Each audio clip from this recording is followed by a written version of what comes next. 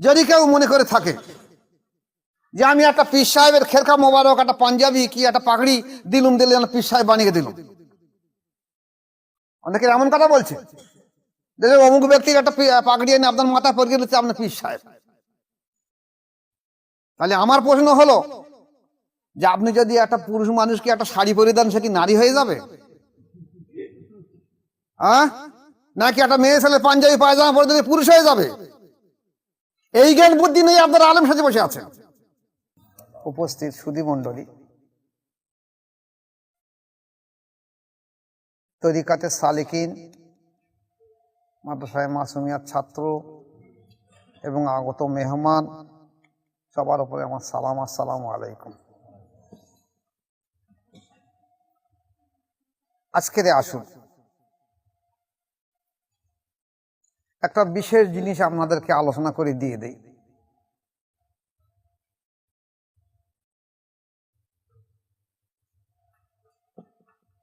আমরা জানি অজুর 4টে ফরজ আছে। কটা? 4টে। গোসলের কটা ফরজ? 3টে। তাহলে একটা মানুষ যদি 4টে অজুর ফরজ আদায় করে কিংবা গোসলের 3টে ফরজ আদায় করে, তার শরীর অজু এবং গোসলের মাধ্যম দিয়ে তার শরীর পাক হয়ে যাবে, কোনো সন্দেহ নেই। শরিয়ত মোতাবেক তার শরীর পাক হয়ে যাবে। এই যে যদি সে নাপাক হয়, তাহলে তার ফরজ গোসলের জন্য 3টে ফরজ। আর যদি সে নাপাক না হয়, তাহলে তার ফরজ গোসলের 3টে ফরজের প্রয়োজন নেই, সে কি ডুব মেরে উঠে আসতে পারে। কিন্তু অজুর 4টে ফরজ তাকে পালন করতেই হবে। তাহলে একটা মানুষ যদি নাপাক হয়, তাহলে ফরজ গোসল করার পরে পাক হবে।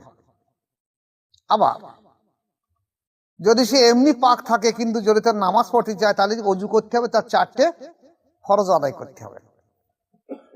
তাহলে অজুর 4টে ফরজ বা গোসলের 3টে ফরজ আদায় করলে শরিয়ত মোতাবেক একটা মানুষের শরীর শুদ্ধ হয়ে যাবে, কোনো সন্দেহ নেই।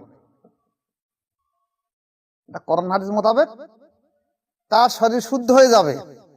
সে নামাজ কালাম পড়তে পারবে, কোরআন পড়তে পারবে, মসজিদে উঠতে পারবে, সব কাজ করতে পারবে, কোরআন ছুঁতে পারবে। কিন্তু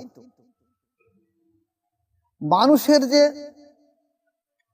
অন্তর আছে, কলব আছে, জ্ঞানের কেন্দ্র আছে, সেটা কিন্তু শুদ্ধ হবে না।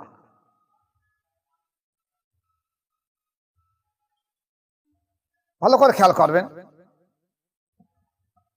আল্লাহ পাক রব্বুল আলামিন মানুষকে তৈরি করেছে যেমন জীবাত্মার পরমাত্মা দিয়ে, তেমনি আর একটা উৎকৃষ্ট জিনিস দিয়েছে, সেটা হলো মানুষের অন্তর। এই অন্তর আর একটা নাম হলো জ্ঞানের কেন্দ্র বা বিবেক, আরবিতে বলা হয়েছে কল। এই অন্তরটা আল্লাহ পাক উৎকৃষ্ট সার জিনিস দিয়ে তৈরি করেছে। বিশ্বে এমন জিনিস আর নেই। আল্লাহ সৃষ্টির মধ্যে একটা সর্ব উৎকৃষ্ট জিনিস দিয়ে অন্তরটাকে তৈরি করেছে।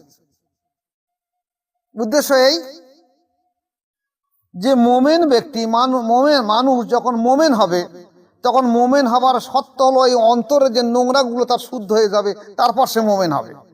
ঈমান আনলি মোমেন হবে না। আমরা তো ঈমান আনলে তাকে মোমেন বলে স্বীকার করি, কিন্তু ঈমান অন্তরে প্রবেশ করেছে কিনা, বা যে অন্তর সম্পর্কে আল্লাহ রাসূল সাল্লাল্লাহু আলাইহি ওয়াসাল্লাম বলেছে, দেখো মানুষ যখন কোনো গুনার কাজ করে তখন তার কল বা অন্তরে একটা কালো দাগ পড়ে। এই গুনাহ মানুষের যে 5টা ইন্দ্রিয় আছে, চোখ, কান, নাক, জিভ, ত্বক, এই 5টা ইন্দ্রিয়র যে কোনো ইন্দ্রিয় দ্বারা যদি সে গুনার কাজ করে, তার কলবে দাগ পড়বে। হাত দিয়ে গুনার কাজ করেছে, কলবে দাগ পড়লো। পা দিয়ে করেছে, কলবে দাগ পড়লো। নাক দিয়ে করেছে, কলবে দাগ পড়লো। মুখ দিয়ে করেছে, কলবে দাগ পড়লো।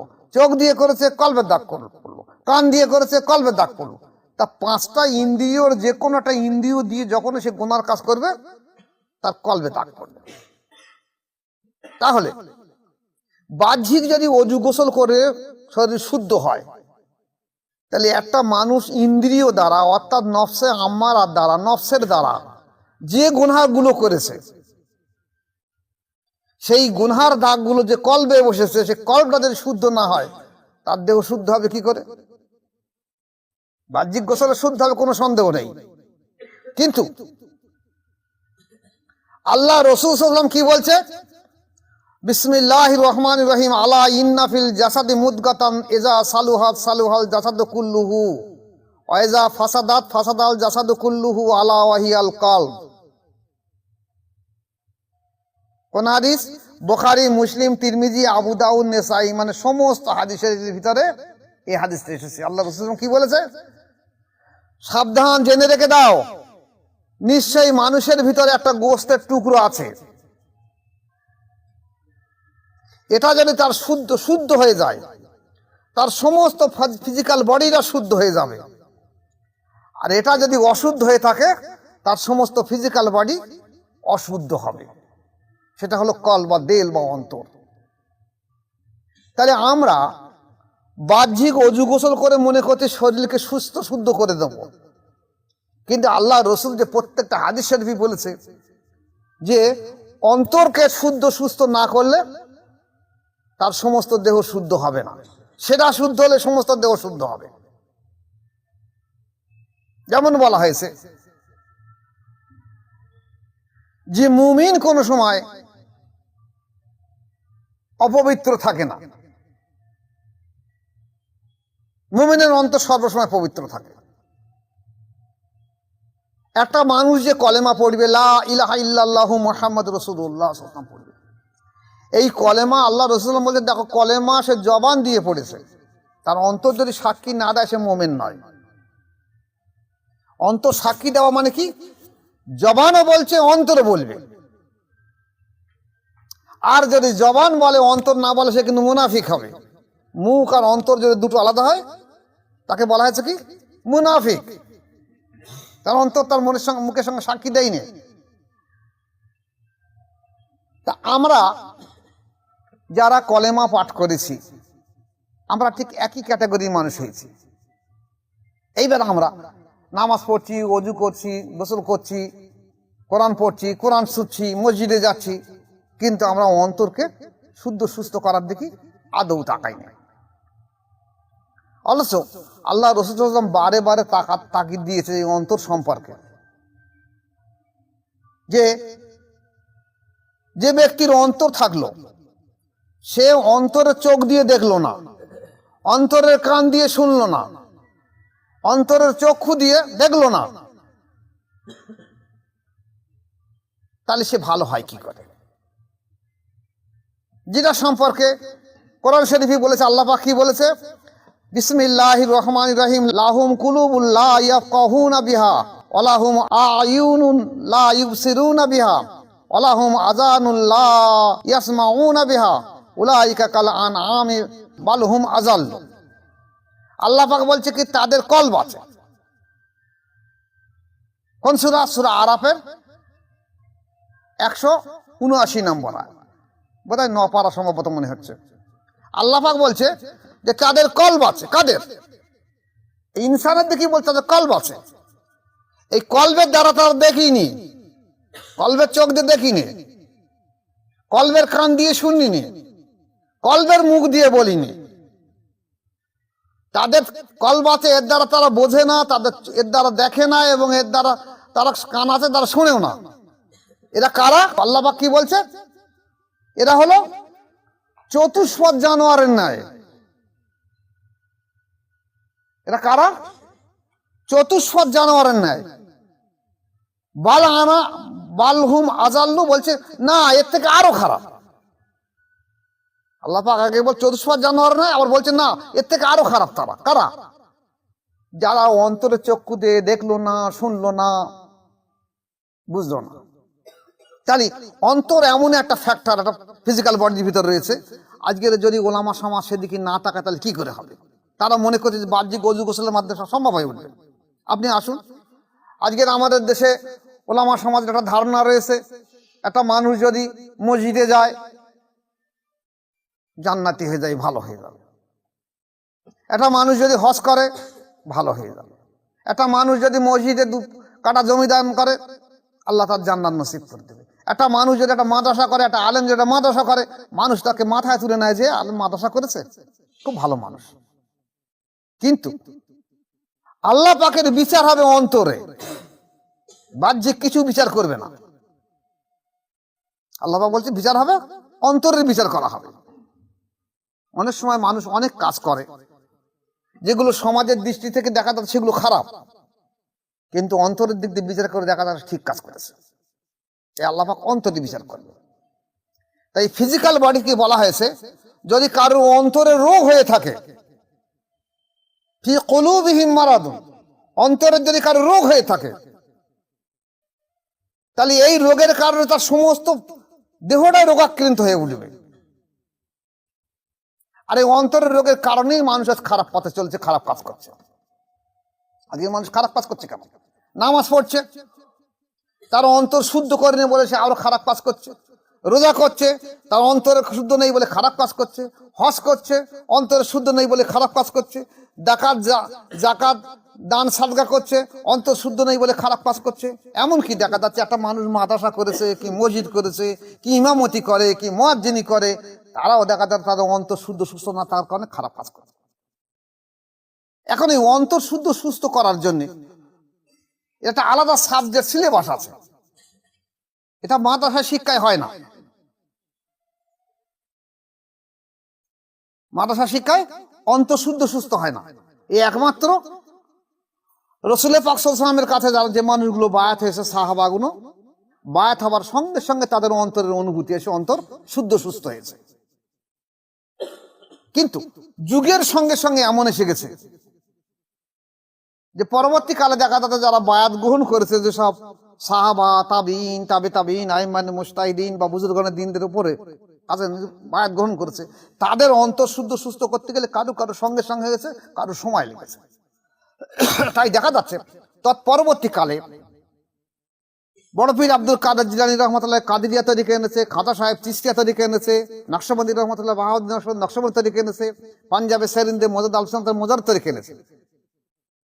যে 4টে তরিকার মুখ্য উদ্দেশ্য হলো যে তুমি অন্তর শুদ্ধ সুস্থ করে অন্তরের মাধ্যম দিয়ে মানুষ হয়ে যাও। অন্তর শুদ্ধ সুস্থ করার নামই হলো মানুষ। ভালো করে খেয়াল করবে, যদি একটা মানুষের অন্তর শুদ্ধ সুস্থ না হয়, তাকে মানুষের নামে আখ্যায়িত করা হবে না। মানুষ নামে তখনই আখ্যায়িত করা হবে যখন সে অন্তর শুদ্ধ সুস্থ হবে। এর আগে কি হবে? এর আগে হায়াওয়ান সদৃশ হয়ে থাকে মানুষ, কোনো সন্দেহ নেই। প্রাণী জগৎ সমস্ত আল্লাহর সৃষ্টি। আল্লাহর সৃষ্টি 3 কিসম আছে, হায়ানাত, নাবাতাত আর জামাদাত। এই হায়ানাতের মধ্যে সমস্ত প্রাণী জগৎ পড়েছে। আর একটা হলো বৃক্ষ রাশি, আর একটা হলো গ্রহ, নক্ষত্র, চন্দ্র, সূর্য, পাহাড়, পর্বত, এগুলো। তাহলে হায়ানাতের মধ্যে সমস্ত প্রাণী জগৎ পড়েছে, তাহলে মানুষও সেই হায়ানাতের মধ্যে রয়েছে। কিন্তু যখন তার অন্তর শুদ্ধ সুস্থ করা হবে তখন তার নাম হবে মানুষ বা ইনসান। এখন আমরা যদি সেই অন্তর শুদ্ধ সুস্থর দিকে না তাকাই, তাহলে আমরা জীবনে সারা জীবন ধরে রোজা করব, নামাজ পড়বো, হজ করব, জাকাত দেবো, মসজিদে যাব, কোরআন পড়বো, কোরআন ছোবো, মসজিদ জমিদান করব, মাদ্রাসায় জমিদান করব, মসজিদের ইমামতি করব, মসজিদের মুয়াজ্জিনগিরি করব, একটা মাদ্রাসা তৈরি করে মানুষকে দিনের তালিম দেবো, শিক্ষা দেবো। কিন্তু যদি সেই ব্যক্তি অন্তরের কোনো অনুভূতি না থাকে, ভালো না হয়ে থাকে, তাহলে বেশক সে ব্যক্তি কিন্তু জাহান্নামী হয়ে যাবে। তার কোনো ইবাদত আল্লাহর দরবারে কবুল হবে না। কারণ আল্লাহ পাক বলেছে সে কি, সেই ব্যক্তি চতুষ্পদ জানোয়ারের ন্যায়, বরঞ্চ তার থেকে আরো নিকৃষ্ট। তাহলে এই ব্যক্তির ইবাদত আল্লাহর দরবারে কবুল করবে কি করে? আপনি কি আপনার বাড়ির মধ্যে কোনো ঘরের মধ্যে কোনো চতুষ্পদ জানোয়ার রাখতে পারবেন? তা কুকুর বা শুয়োরের মতন জন্তু রাখতে পারবেন না। কিন্তু আপনার ভিতরে যে অন্তর নোংরা আছে, একে বলা হয়েছে চতুষ্পদ জানোয়ারের থেকেও খারাপ আমার অন্তর। যে অন্তর দিয়ে আমি দেখলাম না, শুনলাম না, বুঝলাম না, তাহলে সেই অন্তরটা সুস্থ শুদ্ধ করার জন্য আমাদের বিশেষ করে তাকিদ দিতে হবে। অথচ আমাদের দেশে আজ ওলামা সমাজরা এই সাইডটাকে একদম সরে গেছে, একদম সরে গেছে। কারণ এরা দেখতে যদি অন্তর শুদ্ধ সুস্থ করতে হয়, তাহলে আমাকে তাকওয়া পরহেজগারি মানতে হবে। আর তাকওয়ায় আসলে আমাদের খাওয়া দাওয়া ফরজ করতে হবে, পেরে উঠবো না। এই 12 আড়ি জলসা করে দিয়ে পয়সা খাওয়া নিতে পারবে না, ইমামতি করে দিয়ে বাড়ি বাড়ি খাওয়া করতে পারবে না।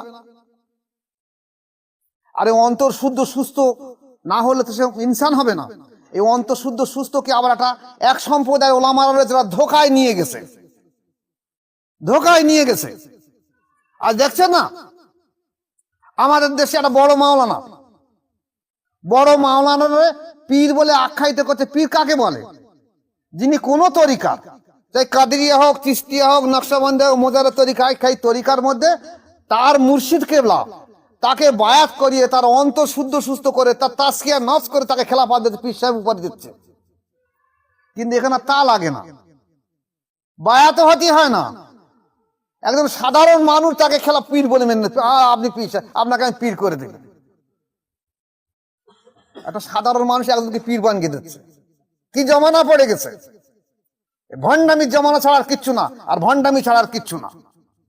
আজ এই ব্যক্তিকে জিজ্ঞেস করা হয় যে আপনি কোন তরিকায় খেলাফত পেয়েছেন, আপনি কাদেরিয়া না চিশতিয়া না নকশবন্দিয়া না মোজাদ্দেদিয়া নাকি ভণ্ডামি তরিকায় খেলাফত পেয়েছেন? আপনি যদি কাদেরিয়া চিশতিয়া নকশবন্দি মোজাদ্দেদিয়া না আসে, আর এর কোনো শাখা প্রকাশায় না আসে, তাহলে নিশ্চয়ই আপনি খেলাফত পেয়েছেন আপনি পীর সাহেবের ভণ্ডামি তরিকায়। আর এই ভণ্ডামি করে আপনি মারা যাবেন, আর আপনিও মারা যাবেন, জাহান্নামে যাবেন। আর যারা আপনাকে পীর বলে আখ্যায়িত করে তারাও জাহান্নামে যাবে। আর এই সমাজটাকে উচ্ছল নিয়ে আপনারা সবাইকে জাহান্নামে যাবেন। আপনারা শয়তান থেকে খারাপ কোথায়? কোন মতে সংগ্রহ খারাপ? যেখানে দরকার ছিল আপনাদের মতন ওলামা সমাজ একজন হাক্কানি আল্লাহর ওলি মানুষের কাছে বায়াত গ্রহণ করে তার অন্তরকে আল্লাহর জিকিরে জারি করা, অন্তরকে শুদ্ধ সুস্থ করা, তার নফসের তাসকিয়া, নফসে আম্মারা চরিত্র করে তাসকিয়া করে নফসে মুলহেমা, নফসে মুলহেমা থেকে নফসে লওয়ামা, নফসে লওয়ামা থেকে নফসে মুলহেমা, নফসে মুলহেমা থেকে নফসে মুতমাইন্না। এই আম্মারা চরিত্র করে নফসে মুতমাইন্না করে তাকে খেলাফত সহ্য করা যদি ঠিক করেছে। তা না, সেই পশুত্বর কাছে পশুকে বলা হচ্ছে তুমি তার পিসা হয়ে গেছো, নফসে মুতমাইন্না হয়ে গেছো। নফসে মুতমাইন্নার কোন রকম পদ্ধতি তা জানা নেই।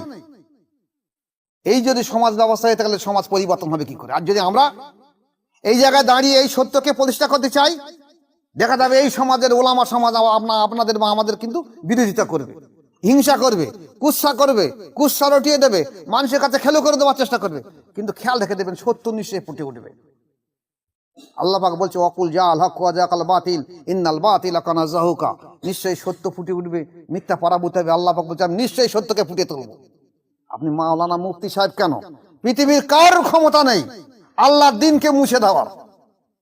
যেভাবে হোক আল্লাহর দিনকে জিন্দা রেখে দেবে, কিয়ামত পর্যন্ত দিন জিন্দা থাকবে, কারো ক্ষমতা নেই মুছে দেওয়া। আল্লাহ পাক তো বলেছে আমি প্রয়োজন পড়লে একটা গায়ের কমের ব্যক্তি দিয়ে আমার দিনকে জিন্দা রেখে দিল। আর তোমরা যে পদ্ধতির মধ্যে মনে করো দিন জিন্দা হবে, এই পদ্ধতির মাধ্যমে জীবনে হবে না। আজকে সেই আলেমদের আমি জিজ্ঞাসা করি, আপনি একটা মাদ্রাসা করেছেন, হয়তো দেখা যাচ্ছে 100টা মাদ্রাসার ছাত্রকে আপনি আলেম বানিয়ে দিয়েছেন, মাওলানা বানিয়ে দিয়েছেন, ফাজল বানিয়ে দিয়েছেন, কামেল বানিয়ে দিয়েছেন, একটাকেও কেউ অন্তরে অনুভূতি দিতে পেরেছেন?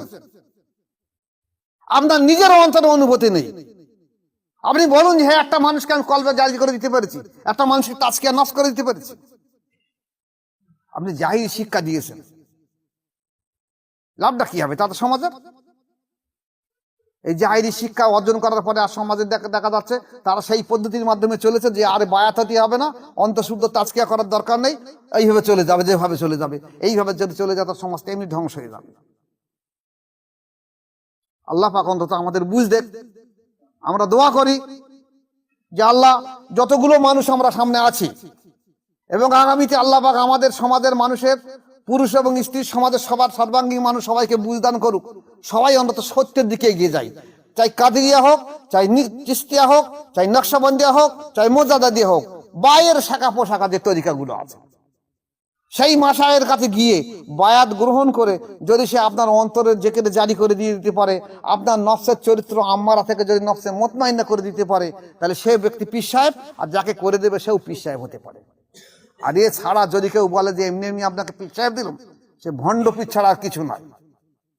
এমনকি যদি কেউ মনে করে থাকে যে আমি একটা পীর সাহেবের খেরকা মোবারক, একটা পাঞ্জাবি কি একটা পাগড়ি দিলুম, দিলে পীর সাহেব বানিয়ে দিলাম,